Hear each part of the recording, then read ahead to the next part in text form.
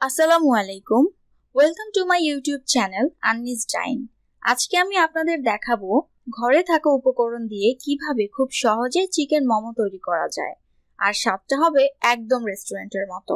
তাহলে চলুন কথা না বাড়িয়ে চলে যাই রেসিপিতে।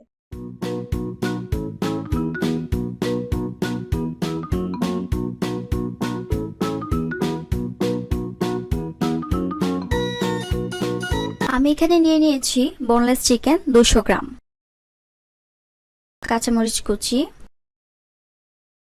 পেঁয়াজ কুচি, সয়া সস, আদা রসুন বাটা আর সয়াবিন তেল। এখন আমি মাংসটাকে ব্লেন্ড করে নেব। মাংসটা আমি ব্লেন্ডারে ব্লেন্ড করে নিয়েছি, আপনারা চাইলে শিলপাটাতেও বেটে নিতে পারেন। এবার আমি একে একে সব উপকরণগুলো মিক্স করে দেব। প্রথমে দিয়ে দিলাম কাঁচামরিচ কুচি। আমি এখানে 1 চা চামচের একটু বেশি কাঁচামরিচ ব্যবহার করছি। আপনারা যদি ঝাল বেশি খেতে চান তাহলে আরেকটু বাড়িয়ে দিতে পারেন। দিয়ে দিলাম প্রায় 2 টেবিল চামচের মতো পেঁয়াজ কুচি। এখানে পেঁয়াজটা খুব মিহি করে কুচি করে নিতে হবে, কারণ যেহেতু মোমো আমরা স্টিম করব, মোটা করে পেঁয়াজ কাটলে কিন্তু পেঁয়াজ সেদ্ধ হবে না, কাঁচা কাঁচা থেকে যাবে। দিয়ে দিলাম 1 চা চামচের মতো আদা রসুন বাটা, 2 চা চামচ সয়া সস, আর দিয়ে দিলাম রান্নার সয়াবিন তেল 2 চা চামচ। আমি এখানে এখন কোনো লবণ ব্যবহার করিনি, কারণ সয়া সসে যথেষ্ট পরিমাণ লবণ আছে।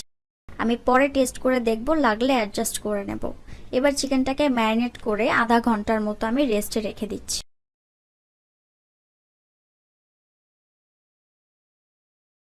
এখন আরেকটা বাটিতে আমি 1 কাপ ময়দা নিয়ে নিয়েছি। এর মধ্যে দিয়ে দিচ্ছি 1 টেবিল চামচ সয়াবিন তেল আর 1 চা চামচ লবণ।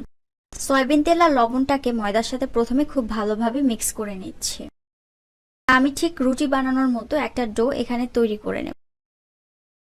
প্রথমে ভালোভাবে ডলে ডলে চিনি আর সয়াবিন তেলটাকে ময়দার সঙ্গে মিশিয়ে নিলাম। এবার আমি অল্প অল্প করে পানি দিয়ে দিব। একবারে আমি পুরোটা পানি ব্যবহার করছি না, অল্প অল্প করে দেব যেন আমার ডোটা পারফেক্ট হয়। আমি এখানে হাত দিয়েই ডো করছি, কারণ আমার মনে হয় ডো তৈরি করার সময় হাতটাই সবচেয়ে ভালো কাজ করে। হ্যান্ড উইক্স দিয়ে ডো খুব একটা ভালো করা যায় না।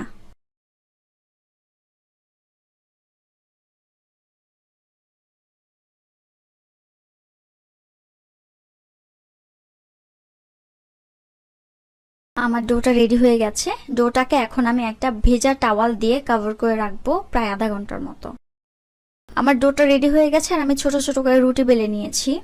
এবার এই রুটিগুলোর মধ্যে আমি চিকেনের পুর দিয়ে মোমোস বানিয়ে নিব। আমি এখানে আমার পছন্দের একটা মোমোর শেপ দিয়ে নিচ্ছি। আপনারা আপনাদের পছন্দ মতো শেপ দিয়ে নিতে পারবেন। আর অনেস্টলি বলতে গেলে আমি মোমোর শেপ খুব একটা ভালো পারি না। আপনারা যদি ভালো শেপ পারেন তাহলে আপনাদের মোমোটা দেখতে আরো বেশি ভালো লাগবে। এবার একে একে আমি সবগুলো মোমো বানিয়ে নিচ্ছি।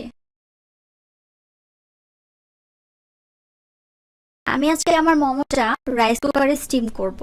তাই আমি রাইস কুকারের উপরে যে ছিদ্র করা হাঁড়িটা আছে সেটাতে একটু সয়াবিন তেল ব্রাশ করে নিচ্ছি। আমি হাত দিয়ে একটু মাখিয়ে নিচ্ছি, যেন মোমোটা উঠানোর সময় এটা হাঁড়ির গায়ে লেগে না থাকে।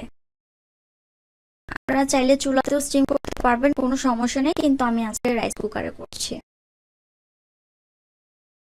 মোমোসগুলো আমি একে একে হাঁড়িতে দিয়ে দিলাম। এবার ঢাকনা দিয়ে ঢেকে অপেক্ষা করব 15 মিনিট। ফিরে এলাম 15 মিনিট পরে। আমার মোমোসগুলো 15 মিনিটের মধ্যে কমপ্লিটলি সিদ্ধ হয়ে গেছে। এবার আমি মোমোস সসের সঙ্গে মোমোগুলো সার্ভ করছি। মোমো সসের রেসিপিটা আমি অন্য আরেকদিন আমার চ্যানেলে শেয়ার করে দেব। আমার রেসিপিটা যদি ভালো লাগে তাহলে অবশ্যই একটা লাইক দিবেন